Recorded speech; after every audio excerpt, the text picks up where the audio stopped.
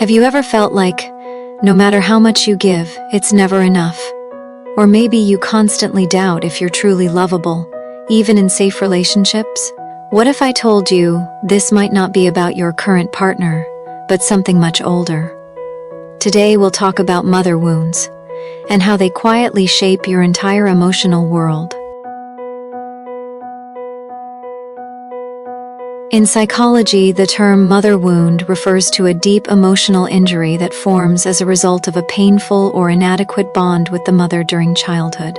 This wound is not about blame. It's the result of intergenerational pain that mothers often pass down unconsciously.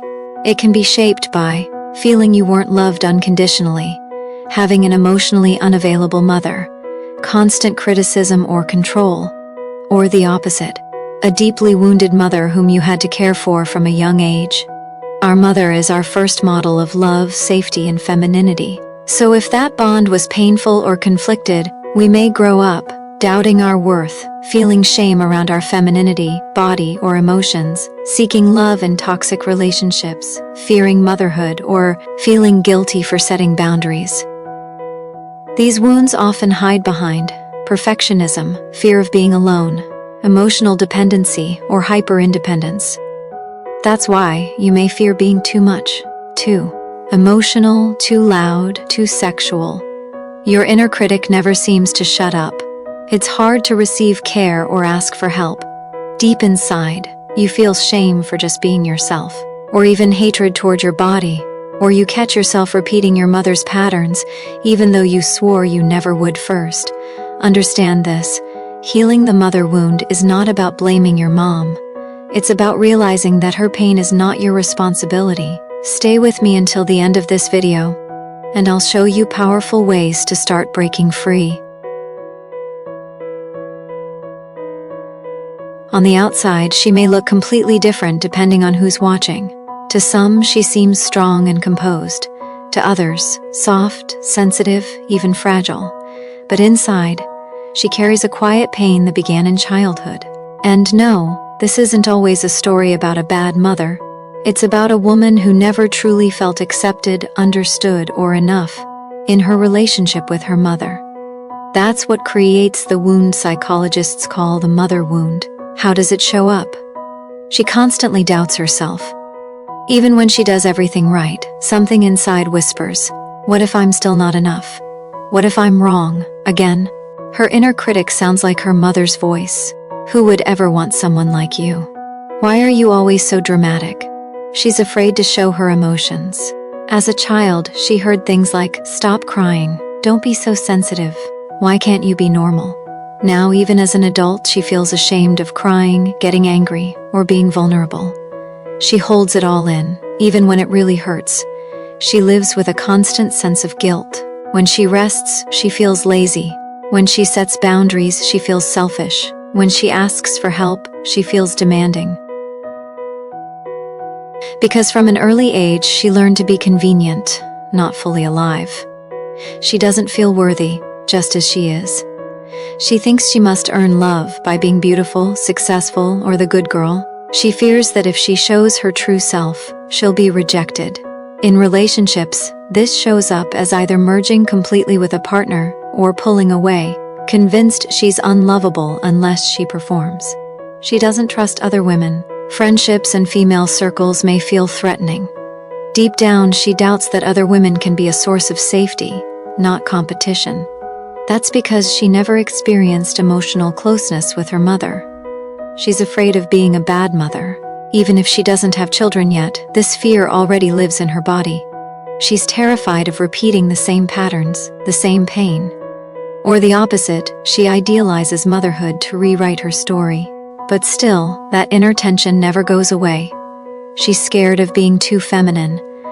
Somewhere deep inside, she feels shame around her sensuality, her body, her aliveness.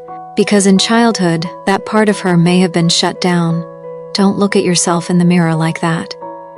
Why are you wearing that short skirt? Now she's unsure if it's even safe to be desirable, loud, fully expressed.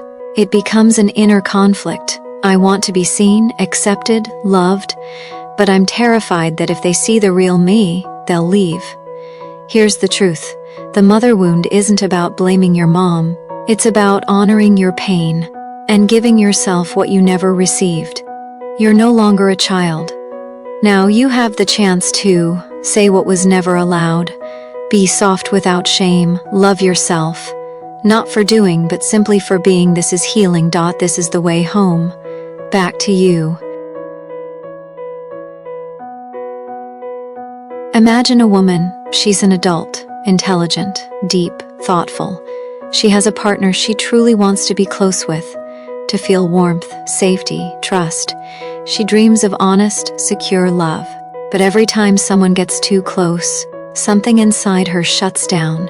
She's afraid of being too emotional, afraid she'll be pushed away. So she quiets her needs, makes herself small, stays silent when it hurts, just to avoid losing the connection. Why? Because in her childhood, love was often conditional. Her mother praised her only when she was a good girl, obedient, quiet, easy to manage.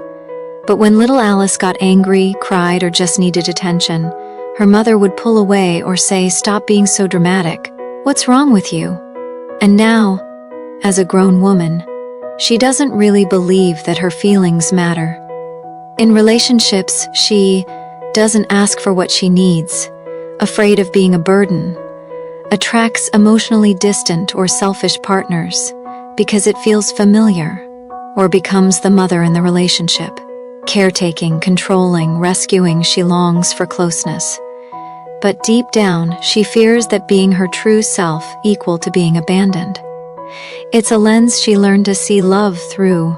If your mother, even unconsciously, made you feel not good enough, you'll spend your adult life trying to prove you are. And even if someone shows you kindness, you might not trust it. Because inside, there's still a little girl who learned, don't expect support. Don't be too much. In relationships, it shows up like this. She apologizes for her tears. She carries everything on her own. She feels jealous, afraid of being replaced.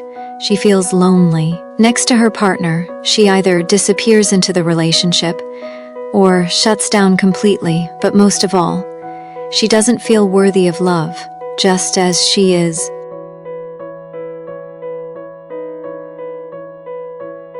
Women often say, "My mother was a good mom. She worked so hard, she gave everything for me. I have no right to feel hurt." Then comes a long pause, a silence heavy with unspoken pain. Because a good mom doesn't always mean present, attuned, emotionally close. Idealization is a defense mechanism. It's what a child does automatically when the mother she loves with all her heart is also the one who criticizes her, pushes her away, dismisses her, or is simply emotionally absent. Not physically, but emotionally. For a child, the thought "my mother is hurting me" is unbearable. It's much easier to believe, "It's me, I'm the problem, I'm not good enough." And so, even as an adult, she holds on to the image of the perfect mother. Because if she admits her mother was harsh, cold, or dismissive, then she must also face a deeper truth. I didn't get what I truly needed to feel safe and loved. And that truth is terrifying. But without truth, there is no healing. Idealization acts like a filter. You look back at your childhood through it and cannot see the roots of who you became. Over-responsible, chronically exhausted, addicted to approval, emotionally starved sometimes. In order to heal, you must be brave enough to say, "My mother gave me a lot, but she also hurt me." Both things can be true. A non-idealized mother is a human mother. She may have wanted the best for you, but didn't know how to be emotionally present. She may have fed you, cared for you when sick, but never listened to you. She may have worked 3 jobs, but never really saw you. That doesn't make her a monster. It makes her part of a lineage of wounded women who were never shown how to love fully. And when you allow yourself to see her like that, not as perfect but as real, you begin to feel, maybe for the first time, I can give myself what I didn't receive. I no longer depend on her love. I am no longer a child. I am grown. Healing begins with truth. Not idealizing your mother is not betrayal. It's an act of self-love. It's a permission to live your own life, without carrying her shadow, her pain, her unmet dreams on your back. It is the end of silence and the beginning of inner freedom. There's a moment in adult life that doesn't arrive with loud drama, but with a quiet realization. You suddenly notice, I stay silent when I'm in pain. I don't know how to ask for help. I carry a constant feeling of not enough, and deep inside, a shadow. Not from a partner, not from work, not from society, but from your mother, her voice, her gaze, her silence when you so desperately needed words. This is the mother wound. And the first step toward healing is simply noticing it. Let yourself admit, it hurt. It sounds simple, but this is where most people stop, because immediately a defense rises up. She didn't mean to hurt me. She worked so hard. She didn't know any better, and all of that is true. But there's another truth too. You were hurt. You weren't seen. You were criticized, frightened, molded into the convenient child. Healing begins the moment you stop protecting your mother from your truth. Separate your mother from yourself. Emotional individuation. A child with a mother wound often grows into a woman who lives either for her mother or against her. I must not disappoint her, or I'll never be like her. Both are still attachment through pain. Healing begins when you can say, I am not her, and this life is mine. This is not rejection. It's the freedom to be yourself, not a copy, not a rebellion, but your own person. Start a dialogue with your inner girl. It's a simple yet powerful practice. Close your eyes and imagine yourself as a little girl. How old are you? 4, 7, 10? Where are you? How do you feel? What do you need to hear? Now say it to her. In your voice. The words your mother never said. I see you. You are not too much. You matter. I'm with you now. This connection with yourself is like gently stitching up an old tear. Catch the mother's voice in your head. Most of us have heard it inside. You ruined it again. You're not good at anything. Who could ever love someone like you? That voice is not the truth. It's the internalized mother, an automatic echo triggered by stress, mistakes, or shame. Your task is to replace it with new words, kind, living, yours. Learn to accept what you will never receive. This might be the most painful part. Deep down, many of us are still waiting for our mother to say I was wrong, to be held the way we always needed, to finally be seen.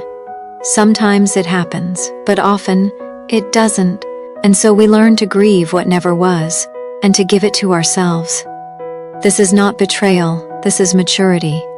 The grown woman no longer begs for healing from the outside, because she knows it is already growing within her. Healing the mother wound is not a single moment, it's a journey home to yourself. And it begins the moment you stop running from the truth. You take yourself by the hand and say, now, I am the mother to myself. If any part of this spoke to your heart, know this, you are not too sensitive. You are not broken, you are waking up. Share in the comments. What's one message your inner child needed to hear? Don't forget to subscribe for more deep feminine healing content. You deserve softness, connection, and truth. And it starts with you.